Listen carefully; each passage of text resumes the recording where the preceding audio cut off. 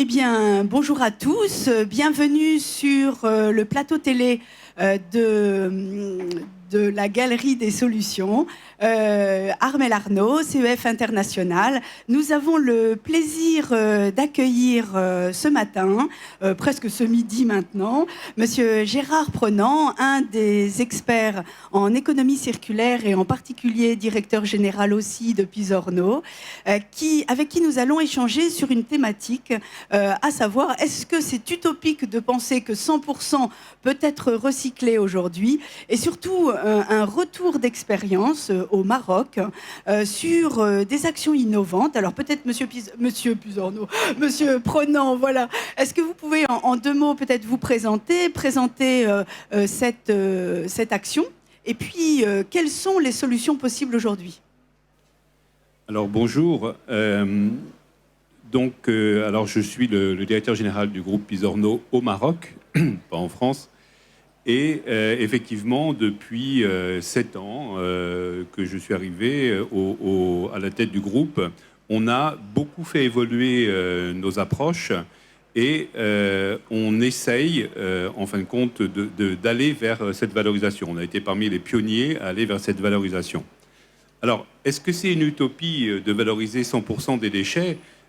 Oui, je pense qu'au jour d'aujourd'hui, c'est une utopie, mais c'est une utopie salvatrice, salutaire, puisque je pense que ne serait-ce que la COP 21, à un moment, c'était aussi une utopie, et on voit que c'est en train de prendre, de s'incarner et de prendre corps. Alors, donc notre métier au Maroc depuis maintenant 17 ans, le groupe Pisorno est implanté au Maroc depuis 17 ans. On est dans deux métiers, on est, je dirais, parmi les acteurs majeurs. On est dans un métier de collecte. On collecte dans une dizaine de villes au Maroc avec des solutions innovantes, je pourrais en parler un petit peu. Et puis, on est aussi un des principaux opérateurs en matière de traitement. Et justement avec un centre qui est très très important puisqu'il génère 800 000 tonnes de déchets par an, qui est le centre d'Oumaza et qui récupère les déchets.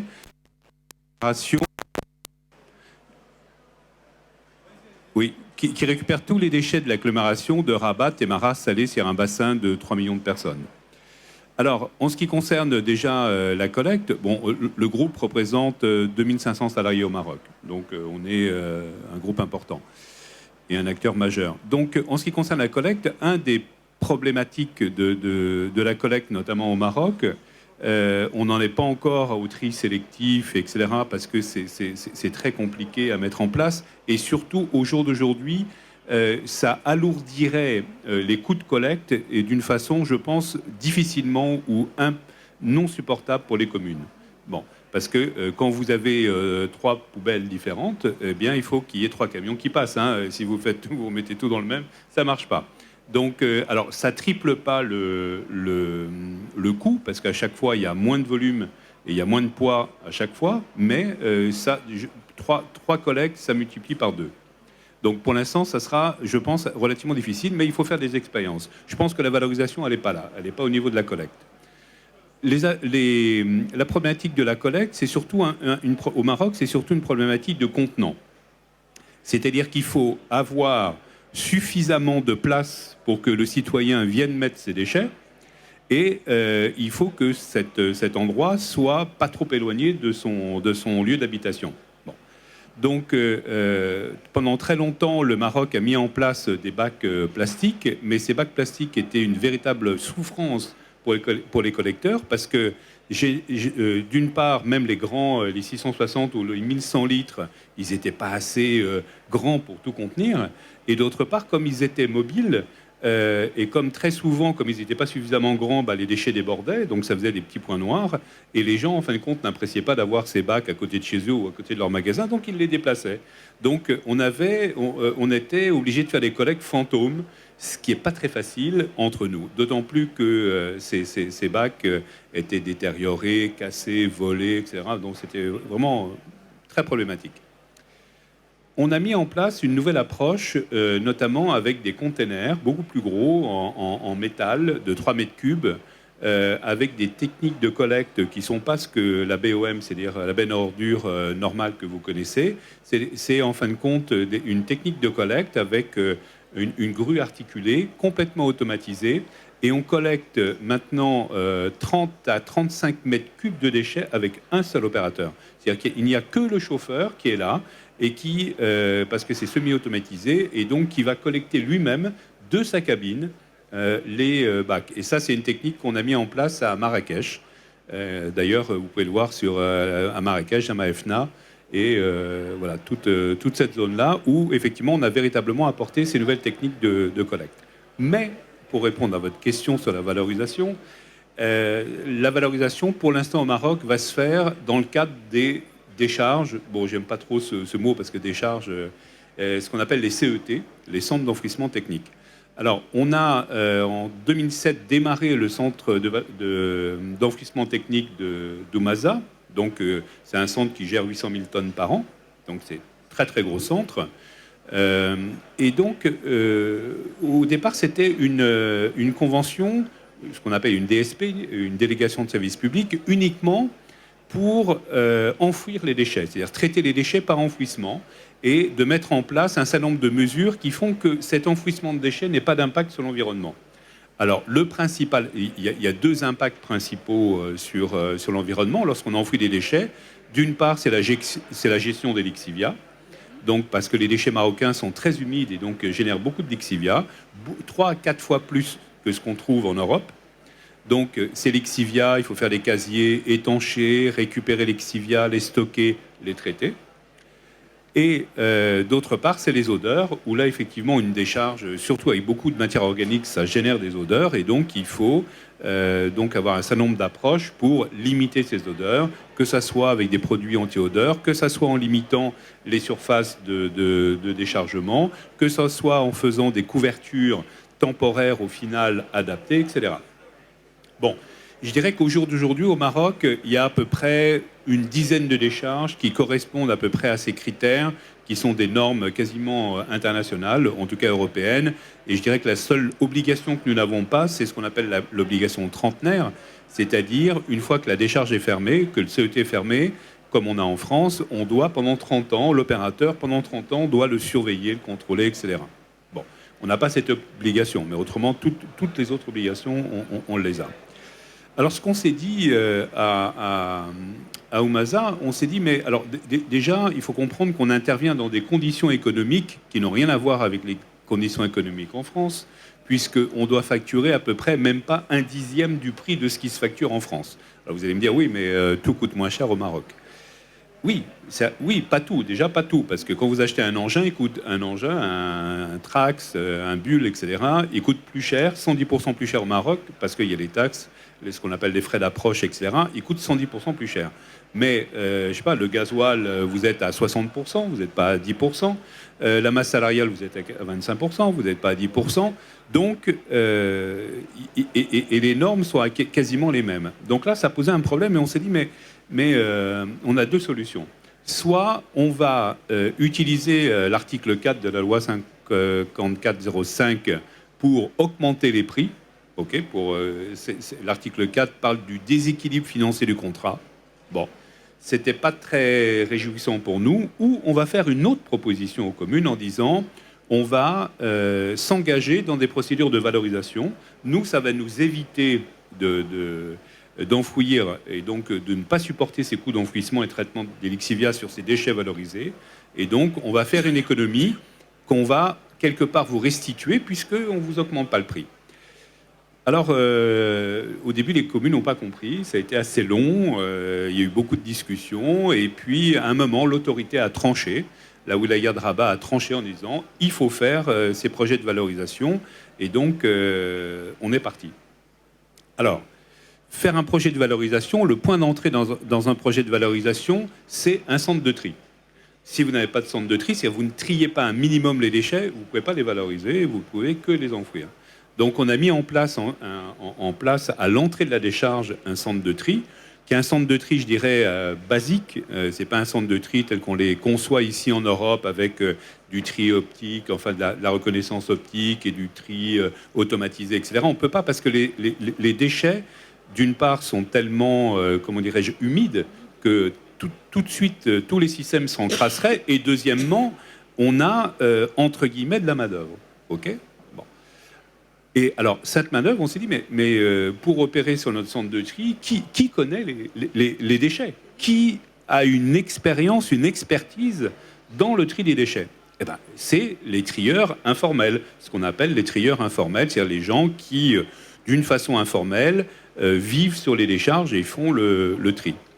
Alors on s'est dit, voilà, ces gens-là, en plus, au lieu de les laisser sur le carreau, parce que comme on allait fermer l'ancienne décharge, donc il n'y avait plus de déchets à trier, donc au lieu de les laisser sur le carreau, eh bien, on va essayer de travailler avec eux et de faire quelque chose. Alors vous imaginez un groupe international, Pisorno, 8000 personnes, coté à la Bourse de Paris, etc., et commencer à discuter avec les trieurs informels de la Cruche. C'était le choc des cultures, mais et avec beaucoup de peur. Alors nous, on avait peur que ce soit des gens incontrôlables, qu'ils arrivent sur nos installations et qu'ils mettent le bazar, etc. Et eux, ils avaient très peur de nous. Ils pensaient qu'on faisait ce projet uniquement pour faire plaisir aux autorités et qu'eux, on n'en avait rien à faire et qu'on allait les larguer dans 3 mois. Ils avaient très très peur de la machine. Ils pensaient que, en fin de compte, la machine, ils allaient se couper les doigts, ils allaient rentrer dedans, ça allait les broyer. Enfin, il y avait énormément de peur réciproque. Alors, généralement, la peur, elle est toujours générée parce qu'on ne sait pas, on ne connaît pas. Alors, peu à peu, en discutant avec eux, eh bien, on a commencé à estomper nos peurs réciproques. Ça a duré 3 ans. On a travaillé pendant 3 ans avec eux, etc. Et puis, jusqu'à signer un accord. Donc, on les a aidés. C'est pas nous qui l'avons fait, mais on les a aidés à se regrouper en coopérative. Une fois que la coopérative a existé, avec des instances représentatives de la coopérative, donc on avait des interlocuteurs, et on a pu commencer à négocier 2 contrats.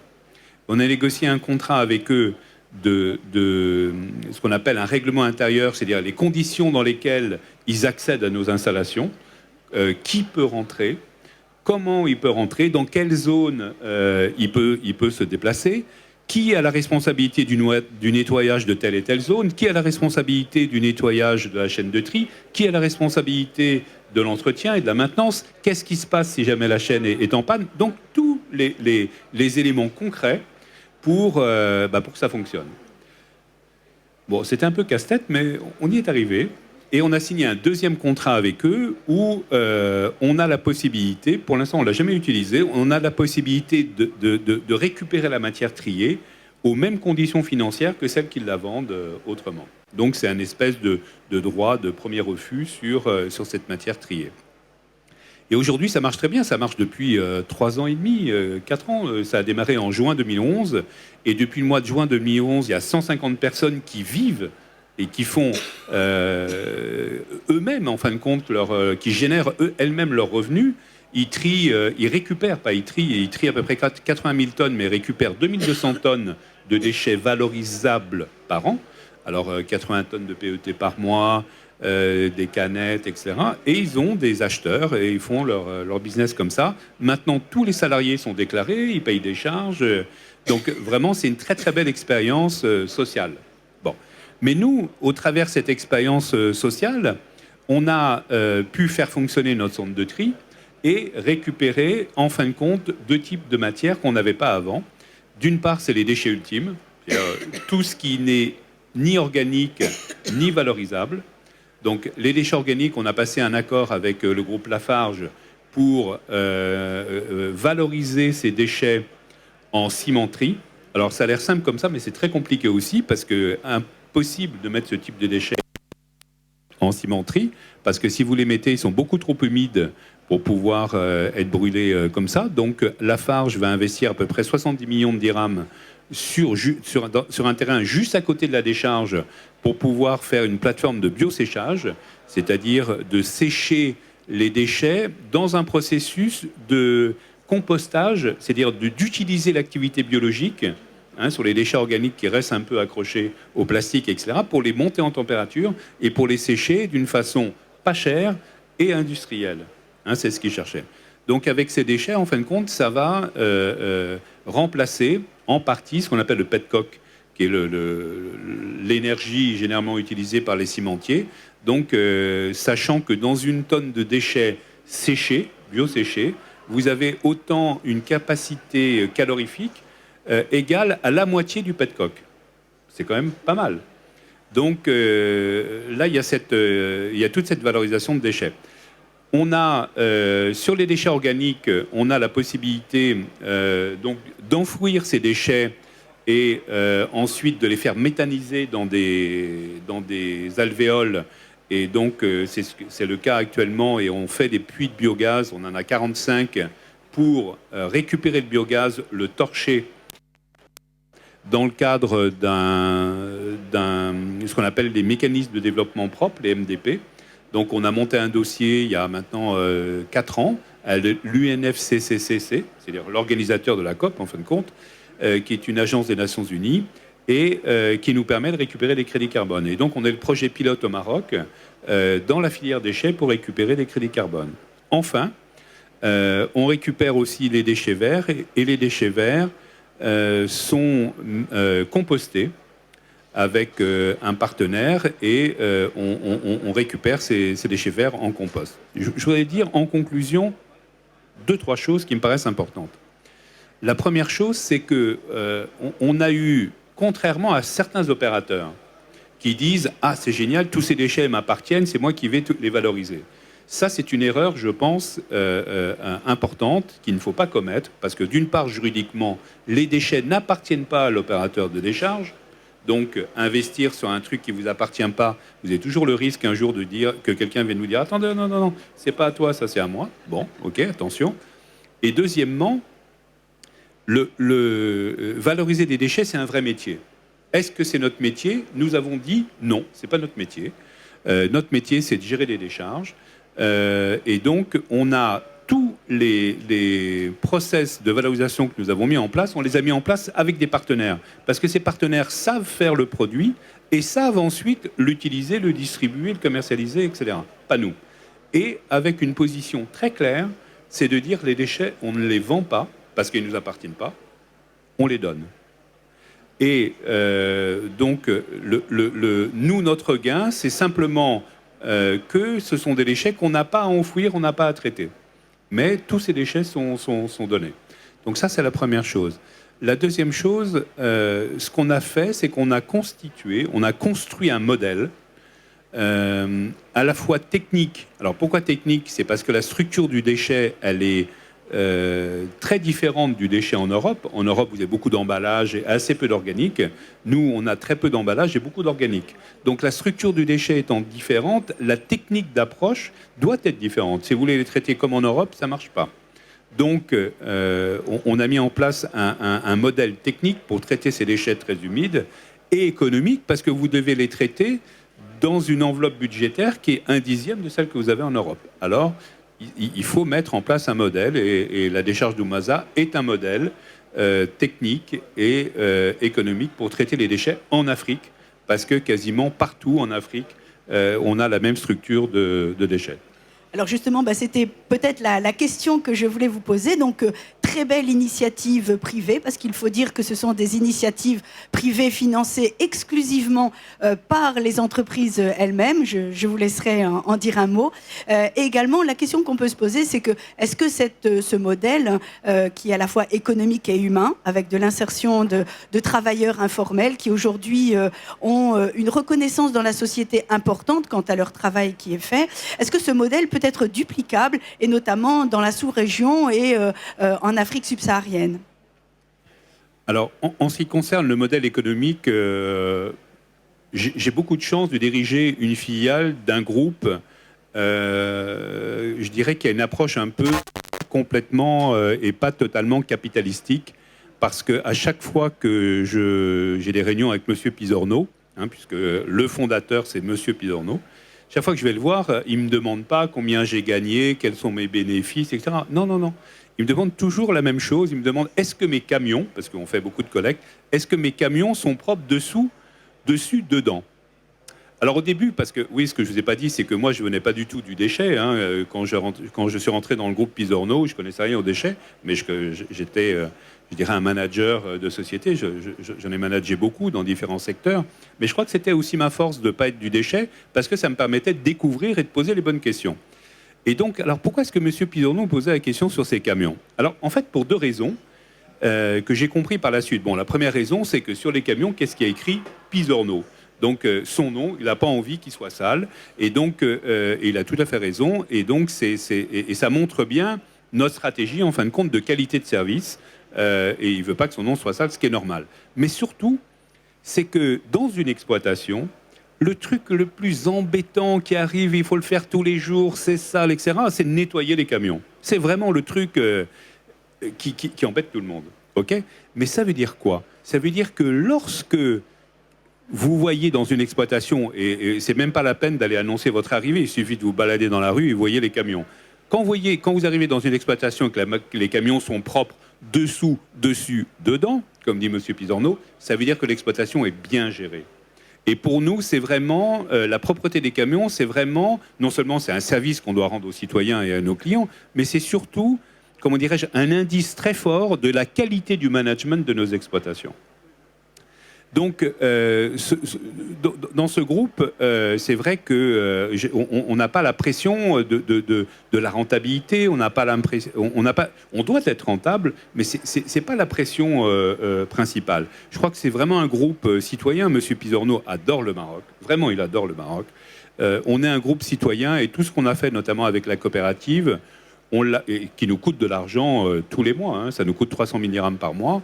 La gestion de ce centre de tri, on le fait avec grand plaisir.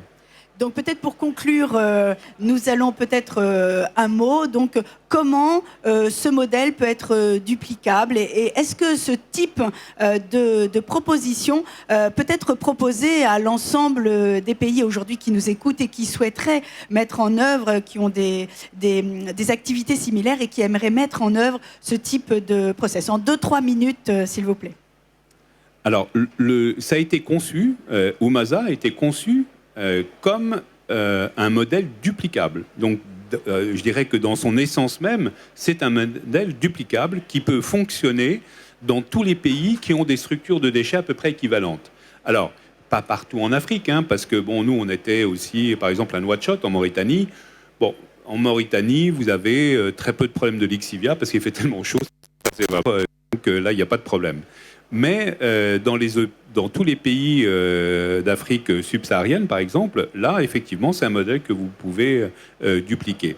Alors après, comment le dupliquer? Est-ce que le groupe Pisorno est prêt à aller investir, s'impliquer dans les différents pays?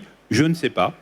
Mais en tout cas, sous une forme ou sous une autre, je pense que le groupe Pisorno est prêt à transmettre, hein, ça aussi c'est un de nos soucis, de transmettre notre expérience. Après, il faut voir au cas par cas sous quelle forme. Mais on est prêt à transmettre notre expérience et c'est vraiment une expérience réussie. Eh bien, écoutez, je vous remercie beaucoup pour ce témoignage. Donc, peut-être pas 100% de recyclage, mais on est sur la bonne voie, avec surtout de l'insertion de l'économique et un déploiement à l'international en transférabilité de compétences. Monsieur Gérard Prenant, merci beaucoup pour cette intervention. Vous êtes bien évidemment à la disposition de l'ensemble des auditeurs pour répondre à l'ensemble des questions et on pourra vous contacter sans problème. Mesdames, Messieurs, merci. C'était donc ce rendez-vous de la Galerie des Solutions. Merci.